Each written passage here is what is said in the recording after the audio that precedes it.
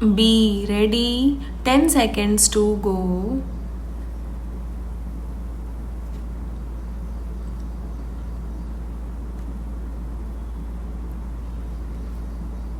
Start. I should therefore like Parliament to remember these basic things. Here is something that is proposed, which in effect clarifies and elucidates the Constitution and brings it completely in line with what the makers of the Constitution intended. Unfortunately, they did not do so in clear enough language, and therefore the courts have interpreted it differently. So, first, it is a matter of elucidation. Secondly, it is wrong to say that we are suggesting any arbitrary action, any confiscatory action, or any expropriatory action. In fact, the Constitution has said that there should be compensation by law. But it is true that the quantum of compensation will be determined by the legislature. I cannot say offhand what in a particular case the legislature might do. But by and large, if you have to govern this country democratically, you have to trust the legislature not only in this but in 100 other matters of far greater moment. This legislature might decide on some far reaching change affecting perhaps a question of such magnitude as war and peace.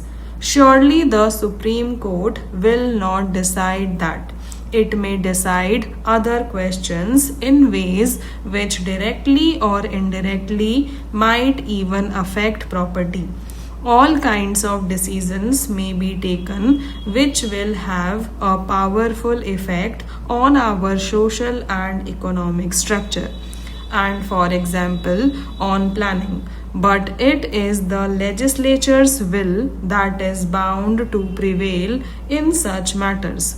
There is no way out of it.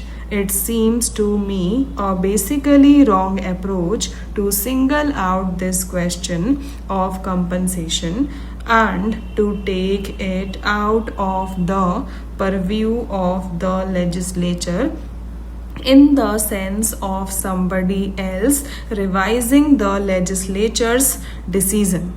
Such a course can be thought of only if you think that property is something semi divine and that the protection of private property is to the largest good of the nation, which hardly anyone today will say obviously. I do not know how I can deal with these fears and apprehensions. There is no remedy for fear except the absence of fear. Today, in the larger world context, nations are afraid, and because they are afraid, they often say and do the wrong things. Things thus get worse. I do not know what we shall do about it in the international sphere. Some people in this country and some outside have all manner of apprehension on this vital issue. In this transitional age, to think in a static way and to imagine that property has exactly the same place in human life as it used to have means that we have stopped thinking. These apprehensions and fears therefore appear to me completely unjustified.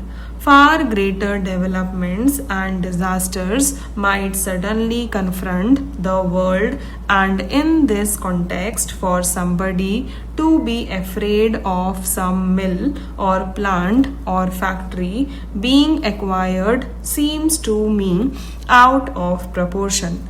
So far as this government is concerned, my mind is perfectly clear on the subject. I have no respect for property except perhaps some personal belongings, but I respect the other person's respect for property occasionally. The House will forgive me if I speak in a personal sense. I have no property sense.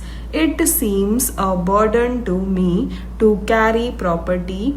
It is a nuisance. In life's journey, one should be lightly laden. One cannot be tied down to a patch of land or a building.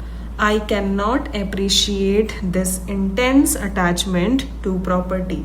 But while not appreciating it, I realize and recognize its prevalence. At the same time, I think the proposition that some honorable members on the opposite side advanced about acquisition or confiscation without compensation seems to me basically wrong. I say so from the point of view of the public good, not because I love property. Except in particular cases where a person misbehaves and so on, I do not want anything to be acquired except on payment of just compensation. I need not refer to foreign capital here. I am surprised to hear the proposal being put forward repeatedly that we must confiscate or expropriate foreign capital. I cannot imagine anything more thoughtless and unrealistic. It has no relation to reality. No country where it is socialist or communist or of any other type can do it except in the thunder of war or revolution, when things happen not because of law or policy but because of historical forces. I am quite certain that the Soviet Union will never do it in regard to any foreign capital that may be there.